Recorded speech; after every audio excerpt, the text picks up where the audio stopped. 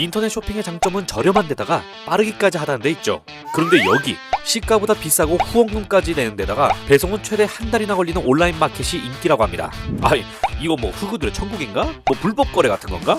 물론 전혀 그런 이야기는 아니고요. 바로 핸드메이드 상품이 주가되는 아이디어스 온라인 마켓을 꿋꿋하게 밀어붙여 대박 신화를 쓴 백패커의 김동환 대표 이야기입니다. 예전에 수공예, 핸드메이드라고 하면 미술품처럼 사치스럽고 비싼 걸 떠올렸는데요.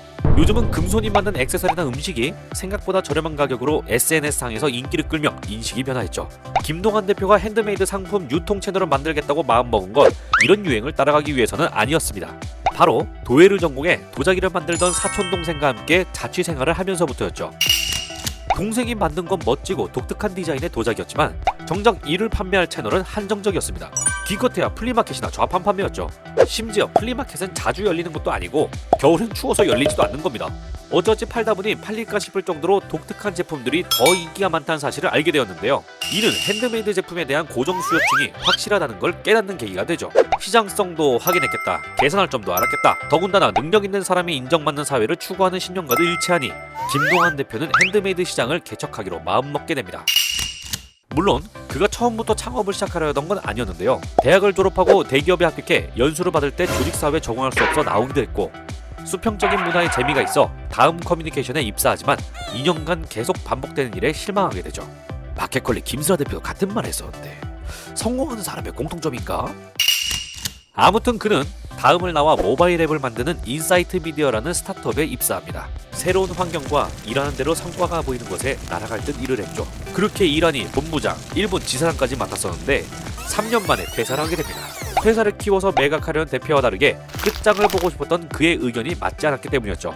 결국 전 직장 동료인 김동철 개발자, 이재군 디자이너와 함께 자본금 100만원으로 백패커를 설립합니다.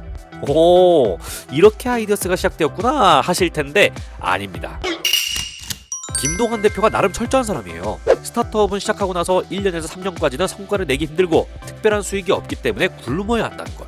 투자 유치를 하더라도 평가받는데 시간이 많이 걸리는 데다가 실패할 경우 시간을 허비하게 된다는 것. 투자금에 의존하면 인건비 같은 유지비로 쉽게 자금이 동날 수 있다는 것. 아무리 꿈과 열정, 실력과 비전이 있어도 사업 자금을 강구할 수 없다는 걸 알고 있었죠. 배부른 돼지가 움직이기 싫어하듯 절박함이 스타트업의 필수 요소라 생각한 그가 선택한 건 자력갱생.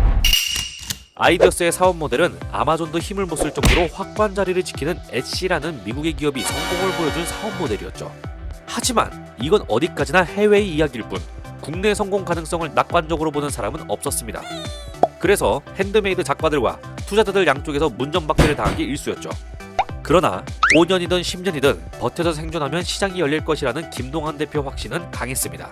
그는 더 공격적으로 사람들을 만나며 2014년 창업 2년 만에 3천만 원을 투자받게 되죠.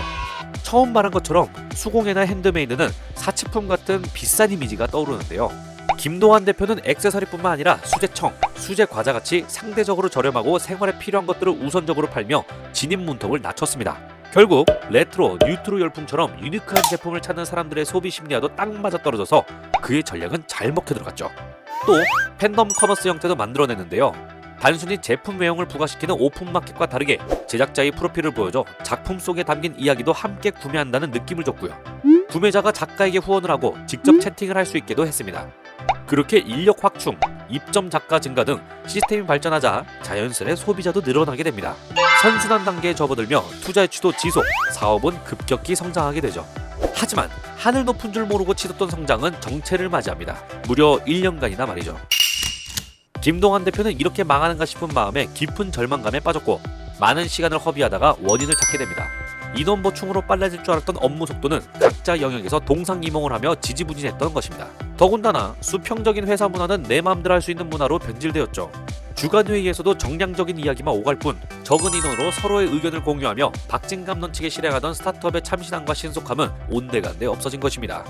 이래서는 안 되겠다 싶은 김동환 대표는 직원들을 모아놓고 우리는 지금 물에 빠져 죽기 직전입니다. 수영을 해서 살아남아야 하는 때 넥타이가 삐뚤어졌다고 지적을 하고 있어요. 라고 호소합니다. 그의 발언이 구성원들을 자극했고 2개월 뒤 다시 성장세를 이어나갈 수 있게 됩니다. 백패커는 아직 흑자 전환을 하지 못했는데요. 그럼에도 오프라인 쇼케이스와 공유 공방을 만들고 크라우드 펀딩 플랫폼 텀블벅, 모바일 콘텐츠 제작업체 페이블을 인수하는 등 더 공격적으로 시장을 넓히고 있습니다. 또 금송 클래스라는 일반인 대상 교육도 만들었는데요. 여기서 배운 사람들이 작가로 성장해 입점을 할 수 있도록 유도하고 있죠.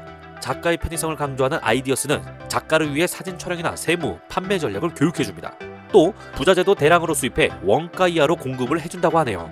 결국 비슷한 서비스가 생겨도 아이디어스를 떠나기는 쉽지 않을 테고 그런 자신감으로 시장 개척자 역할을 도맡아 할 수 있는 거겠죠.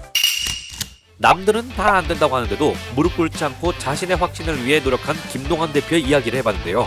다음에도 더 재밌는 이야기로 찾아뵙겠습니다. 구독과 좋아요, 알림 설정도 해주시고요. 다음에 또 보험